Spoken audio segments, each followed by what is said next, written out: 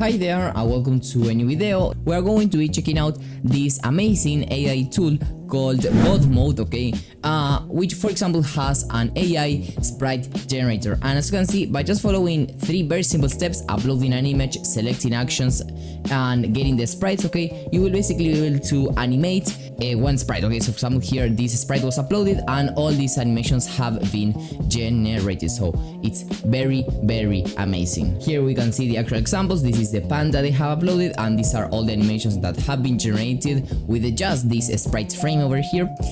Here we have a ninja as well. It's even able to generate isometric view, and as you can see, it has a lot of features, a lot of amazing stuff that you can use in order to take your animation, okay, to the next level, okay, to create AI animations very easily. You can also check here some stuff that the community that is using this AI tool is been doing, okay. So of course one of the main usages of this tool is to create our own sprite sheets for our games, okay, so that's exactly what we are going to be doing in this video. And by the way, Godot AI itself has like dozens of tools here that we could check out, but specifically in this video we're gonna be focusing on the sprite, on the AI sprite generator, okay? So once that we have specifically understood all this, we can start. In this case, I'm gonna click here where it says start creating sprites. And okay, I'm gonna press over here, okay, and here I have 3 images that I have generated, okay, of a player, a monster and a coin. So first of all I will start off with the player, okay, and I want to have some animation, okay, going on, okay. So it says here ready for sprite generation. Once this is done, okay, you have to scroll down a little bit and here you have to set up just a few things. So first is the view type. If you either want to be isometric or side scrolling, usually for these kind of things when you don't really want isometric views, well, you could definitely create an isometric game, but they are not 100% like super popular. Usually what we want to create is something maybe more like this, okay, for a platformer, but you know, you can create whatever you want. And here we can go ahead and select the ones that we want. So for example, let's select walking looping, okay, and here we have it selected, okay, and let's for example also select this one. Now also, if we basically continue scrolling down, you will see here some tips and guide. So for example, it's very important for you to whenever you want to upload the image, that it is like in the idle pose or basically in the start pose, so you shouldn't be uploading any kind of these frames over here. It should be something similar to this or to what I have uploaded over here. And here basically then you have more settings, okay. So for example, we can specify a positive and a negative prompt. So basically the positive prompt is specifically what you want to have, some details, basically some negative prompt is some stuff that you don't really want to include in your generation, okay. And also for example here something very important for game development, looping, okay, so that we can loop then the animation in the engine. And once all this is set up as you want, just press generate animation and let's wait a couple of seconds. For example, here I have this pop-up. So we have repose your image to make it more suitable for generating and the animations that we have selected, okay. So this was the original image and this is the auto repost image, and it's very amazing how from this image it was able to repost it to this. So if this is okay, we can go ahead and continue. So for example here you can continue with the auto repost image, you can retry to auto response, you can either just use the original image, but usually the best thing will be just to use the auto repost image, okay. So if this looks good, okay, just select continue with auto repost image. Let's click over there and now let's wait. And well, here is the animation that it has generated. Is amazing, okay, how we went from a 100% static image, okay, from this to this in a matter of seconds, and I didn't have to do literally anything. Now let's say that you didn't like the result, you can select here edit or partial regenerate, and well, here you can see all the frames that the AI has generated. And for example, you can select, I don't know, I don't like 17 and 18, okay, and you can select, okay, change this, change that, and regenerate wherever you want, okay. So that's really something very amazing. Now what you can do is go over here, okay, and download Sprite sheet, okay. So this will give you indeed, okay, the actual Sprite sheet that then we can use. But as you can see, this Sprite sheet has the background and well, you can directly use this image and remove the background on Photoshop, for example, and make the frames be a little bit closer to each other also in the engine. But you can actually directly do it inside here. So you can click over here on the arrow again, transparent background, okay, and extract bounding boxes. So here you have the spreadsheet that it has generated, and basically you have like different models that you can select, as well as adjusting the background removal sensitivity. The more sensitivity you have, the more it's gonna try to remove, but also it can affect the character or the objects that there are. As here the background is gray, okay, and the night is also kind of gray. I will adjust it just a little bit, maybe to 0.8 or something like that. And for the model itself here, I will just leave the default one, okay.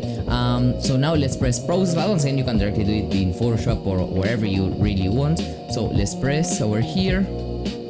And okay, here we have it, okay. So as you can see, now we don't have the background. We have a slight problem at the very end of the animation, that it seems that it has kind of removed the sword a little bit. So let's check it, like right over here. There's, I believe it's just one frame that hasn't been cut off correctly, but here the sprite sheet, it doesn't see. Yes, it's this frame over here.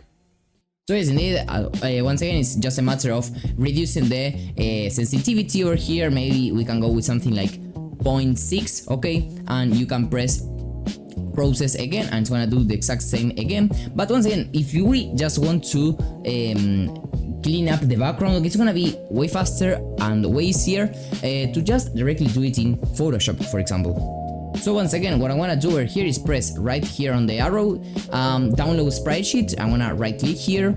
I'm gonna save this image right over here, and here, okay, using the eraser, okay, you can use the magic eraser tool, okay, select the tolerance, maybe something very low, something like that, and as you can see, this is done. And also right here, okay, and it's gonna literally do the exact same thing and a little bit faster, okay. The important thing here that we've done in Godot mode is that everything is nicely separated. So then in the engine, what we want to do is to cut each of these frames perfectly, okay, so that everything fits nicely, okay. So once it's done, I will just save it over here. I'll call it player sheet, okay. And here I have a Godot project, okay, that I have set up, and what I want to do is grab the player sheet, okay, import it right over here, okay. Let's give it a second. I'm gonna create a new images folder. I'm gonna drop these two images right inside.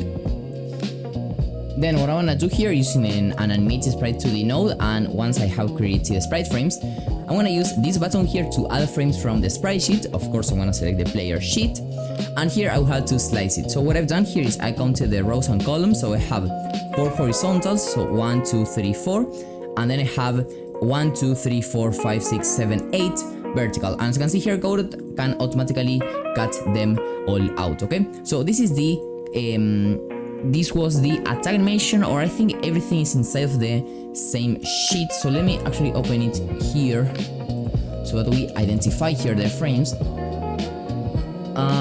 No, everything is the attack animation right here, okay. I think I didn't select the run animation, that's why I don't have it here. So let's go over here, player sheet, okay. Let's zoom out a little bit, and I'm gonna select all these frames right over here. Of course, you have to do it in order, so let's go like this. Actually, select all, and then I'm gonna deselect these ones, and there we go. Add 29 frames, and now the cool thing is that we can play this animation, and here it is, but it's super slow. So let's make it, maybe make it 20 frames per second.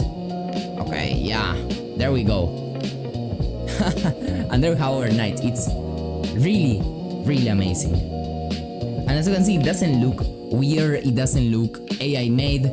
It's really amazing. And yes, indeed, what I'm checking over here is that I did not select the walking looping, okay, animation. So I will select it over here, okay, and I will do the exact same thing, because in reality you can only do one generation at a time. So let's select running looping. I will scroll down here a little bit. Okay, here we have already done all these, and now we will scroll down a little bit and press auto repose and generate animation. And by the way, here you have your recent generation. So we have the staff animation here that we have created. So let's select it over here, and basically we'll have to follow the exact same steps, okay? And also, by the way, reusing some of these frames, okay, exactly, I think it was these four over here. I've actually been able to also create some kind of idle animation, so that's also very, very cool. Here I have this one, so let's click over here, download sprite sheet. Let's give it a second. Now that we have it, let's right click, save image as. I will save it here. Here I have it in Photoshop. Let me remove the background. Everything seems good. I'll call this one player running sheet. Okay, and I will directly import it inside of Godot, player running. Okay, I'll create a new animation, run. I will import it from frames, running. In this case, we have 1, 2, 3, 4, 5, 6, 7, and 7 vertical and horizontally 1, 2, 3, 4. Okay, so here it is. That's cool. Let's select all these frames. So select all. Yes, but the order is not correct, so select none, select all. There we got it. And here we have it. Let's make them way faster, so something like 20 frames per second should be way better. Yes, even a little bit faster, maybe 30. Yeah, that's cool.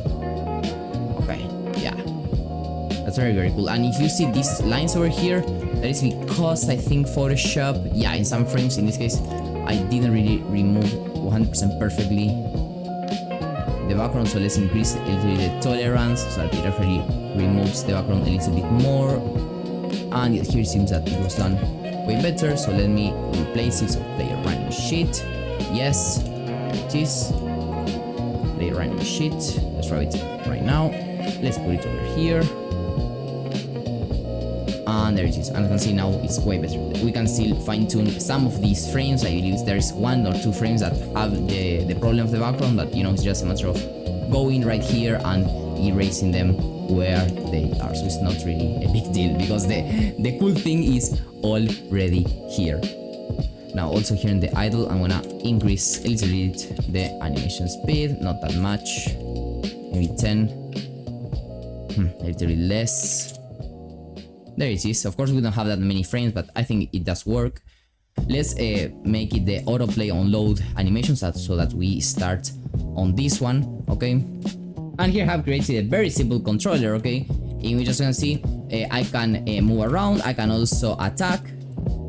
And okay, depending on what is happening on the game, for example, I am moving here, I can attack, okay? And I can also come back to idle, okay? So that's very, very cool. Basically, I've created very simple enemies, okay, as well as some coins. And using all this logic, this is the final result. So as you can see, I can basically kill these enemies with the sword, okay, using the attack animation, okay, and I can also go ahead and collect these coins, okay. So it's very, very amazing. Let's see it again. Let me actually reduce the enemy speed for just a second, so maybe 100. And you'll see that, for example, let's kill this guy, let's kill this other guy, let's kill these other guys. So it's very, very amazing, okay? So this is all that I wanted to mention in this video. So I do definitely think this is one of those AI tools that you will start using right away. So make sure you do so using the link in the description down below. See you and bye bye.